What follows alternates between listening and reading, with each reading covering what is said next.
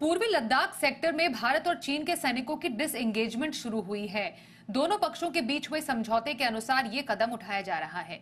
पूर्वी लद्दाख सेक्टर में डेमचौक और देप्सांग मैदानों में 2 बिंदुओं पर सैनिक पीछे हट रहे हैं। अस्थायी टेंट को हटाया जा रहा है। जून 2020 में गलवान घाटी में हुई भीषण झड़प के बाद दोनों एशियाई देशों के बीच संबंध तनावपूर्ण हो गए थे। अब इस समझौते से भारत और चीन की सीमा पर टकराव खत्म होने के संकेत भी मिल रहे हैं। खबर पर दिल्ली से संवाददाता अनुवेश रथ जुड़ गए हैं। अनुवेश, क्या मायने हैं इस डिसएंगेजमेंट के? हमने तो देखा किस तरीके से शी जिनपिंग और पीएम मोदी की भी बहुत समय के बाद गलवान के इंसिडेंट के बाद बातचीत हुई थी।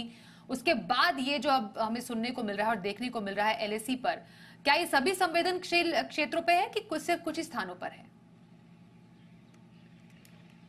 जी स्वाति, सबसे पहले मैं ये क्लियर करना चाहूँगा कि ये जो डिसएंगेजमेंट का एग्रीमेंट यहाँ पे हुआ है, ये सिर्फ डेमचौक और डेप्सांग में है। इसके सिवाय और किसी जगह पे इस डिसएंगेजमेंट का जो एग्रीमेंट है उसका इम्पैक्ट नहीं रहेगा। बाकी जो इलाके हैं जहाँ पे अभी भी हमारा जो कह सकते हैं कि एक मनमुटाव है चाइना के साथ, जहाँ पे हम भी पेट्रोलिंग करना चाहते हैं कुछ एरिया में, जहाँ पे चाइना भी हमारे एरिया में आके पेट्रोल करना चाहती है, जो प्रॉब्लम सिचुएशन यहाँ पे क्रिएट हो चुकी है उस पर लगातार बात चल रही है। ऑलमोस्ट 20 राउंड कमांडर लेवल के, कोर कमांडर लेवल की यहाँ पे मीटिंग्स हो चुकी हैं चाइना और हिंदुस्तान के बीच में। हालांकि अभी जो एग्रीमेंट यहाँ पे आए हैं डिस एंगेजमेंट का, वो सिर्फ इन्हीं दोनों इलाकों में लागू होगा। इसी के साथ साथ इन्हीं दोनों इलाके में एक एक्सेप्टेबल डिस्टेंस दोनों देश जो हैं वो पीछे जाएंगे, चाहे वो मूवेबल कुछ स्ट्रक्चर बनाया हो, इमूवेबल स्ट्रक्चर बनाया हो, वो पीछे लेके जाना पड़ेगा दोनों चाइना और हिंदुस्तान को। इसी के साथ साथ अगर आप देखें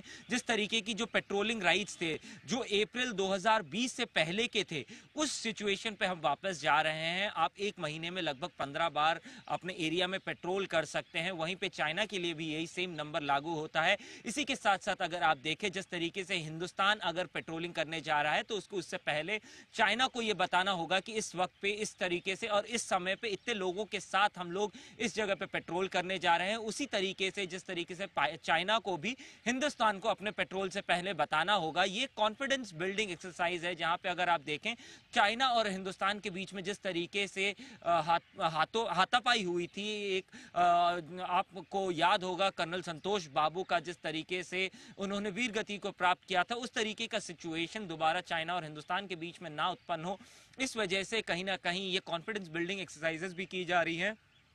इसी के साथ साथ जो लोअर रैंकिंग ऑफिसर्स हैं उनकी भी जो मीटिंग होती है चाइना और हिंदुस्तान के बीच में, ये कंटिन्यू रहेगा। लेकिन 2020 के बाद जो स्टैंडस्टिल चल रहा था उसके बाद यहाँ पे जिस तरीके से ये डिसएंगेजमेंट हुआ है, ये एक फॉरवर्ड स्टेप है आगे की तरफ हमारे पूरे एलएसी के ऊपर, जिस तरीके से हम लोग एक सोल्यूशन पे पहुंच सके। वहीं पर मैं ये बताना चाहूंगा कि ये जो डिसएंगेजमेंट है इसका अरुणाचल पे या दूसरे लद्दाख के क्षेत्रों पे इसका कोई इंपैक्ट नहीं पड़ेगा। चाहे आप गलवान की बात करें, चाहे आप पेंगोंग सो की बात करें, वहीं पे कमांडर लेवल और हमारे एक्सटर्नल अफेयर्स की जो मिनिस्ट्री है, दोनों की जो कोऑर्डिनेटेड एफर्ट रही है, उसके वजह से कहीं ना कहीं ये चाइना और हिंदुस्तान एक कॉमन पॉइंट पे पहुंचे हैं। और कहीं ना कहीं ये एक अच्छी शुरुआत एलएसी को लेके हिंदुस्तान और चाइना दोनों देशों के बीच में, दोनों न्यूक्लियर पावर हैं, एशिया साउथ एशिया के दोनों सुपर पावर्स माने जाते हैं, और इन दोनों देशों के बीच में इस तरीके से एक न्यूट्रल स्टैंड पे आना जहां पे दोनों देश एक दूसरे को एकोमोडेट कर रहे हैं, ये साउथ एशिया के लिए ही बिल्कुल वाकई ये